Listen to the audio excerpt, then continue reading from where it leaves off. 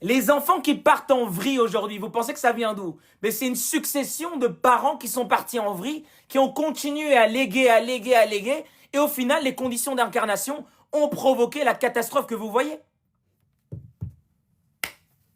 Tout simplement. Donc toi qui es là, qui écoute ce live attentivement, vas-tu continuer à laisser donc le cycle se perpétuer, ou tu vas décider qu'à partir de toi, ça suffit, ça continue plus? Vas-tu commencer à vivre sans être égoïste et commencer à vivre à l'universel en te disant que mes conditions d'incarnation, qu'est-ce qu'il y a dedans? Ok, il y a telle ou telle chose, je vais modifier, je vais améliorer ceci, cela pour préparer un bon terrain à la descendance. Parce que je ne sais pas quand je pars. Je peux mourir demain, c'est pas grave. Au moins, j'ai légué quelque chose. Au moins, j'aurais inspiré des gens autour de moi. Non, les gens vivent pas comme ça.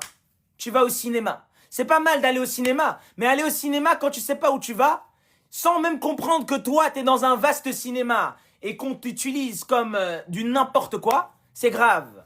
On va au cinéma quand on est déjà conscient qu'on contrôle son propre cinéma. On se divertit quand on a déjà compris dans quel monde on vit. Les gens se divertissent pour oublier qu'ils sont manipulés dans ce monde. C'est grave, vous essayez de fuir. Vous essayez de fuir. On vous joue dans un autre jeu. L'homme achète des consoles, des jeux vidéo. Il joue à la console. Il veut contrôler. Il veut contrôler un jeu pendant que lui-même on le contrôle.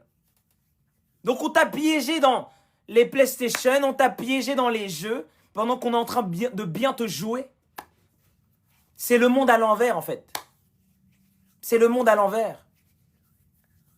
Et c'est la répétition. Lio, comment